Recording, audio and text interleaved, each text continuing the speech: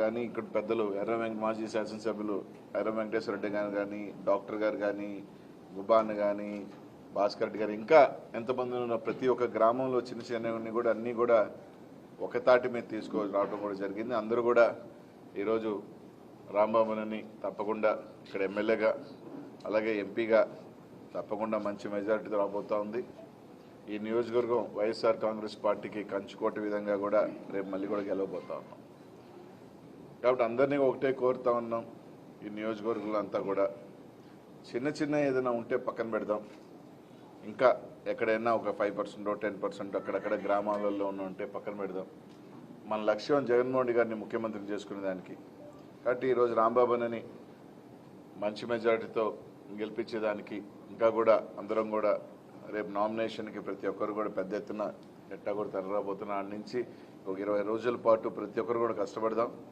ఎందుకంటే ఈ నియోజకవర్గంలో అందరికీ కూడా తెలుసు, జనసేన వాళ్ళు ప్రత్యేక దృష్టి ఉంది, తెలుగుదేశం పార్టీ వాళ్ళు ఒక ప్రత్యేక దృష్టి ఉంది. కారణం నిత్యం వాళ్ళని అటాక్ చేస్తూ జగన్మోహన్ రెడ్డి గారికి అండదండలుగా ఉంటూ ప్రతినిత్యం వార్తల్లో ఉంటూ ముందుకు వెళ్తున్న రాంబాబు గారిని ఎలాగైనా ఓడించాలని వాళ్ళు కూడా అంతే గట్టిగా ఈ నియోజకవర్గంలో వాళ్ళ ప్రయత్నాలు ఉన్నాయి.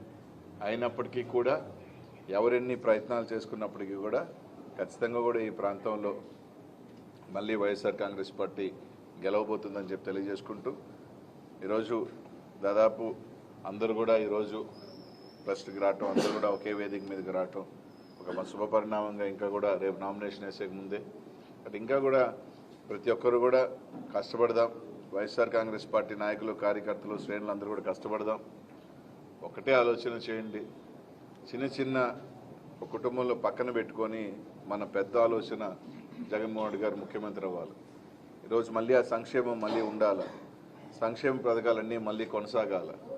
ఇవన్నీ కొనసాగాలి అంటే మనం చేసే చిన్న పొరపాటు కానీ తప్పకుండా కాలక్రమాన అన్నీ కూడా సర్దుకుంటాయి కూడా అని చెప్పి తెలియజేసుకుంటూ ప్రతి ఒక్కరూ కూడా ఈ నియోజకవర్గంలో ఖచ్చితంగా కూడా మంచి మెజారిటీతో సత్తెనపల్లి నియోజకవర్గం వైఎస్ఆర్ కాంగ్రెస్ పార్టీ జెండా ఎగరబోతుందని చెప్పి మీ అందరికీ కూడా తెలియజేసుకుంటూ అలాగే ఎంపీగా కూడా 24వ తారీఖున నామినేషన్ అయిపోతా ఉన్నాం. నేను నర్సరావుపేటలో గోపిరెడ్డి సీనన్న అదే రోజున అయిపోతా ఉన్నాం.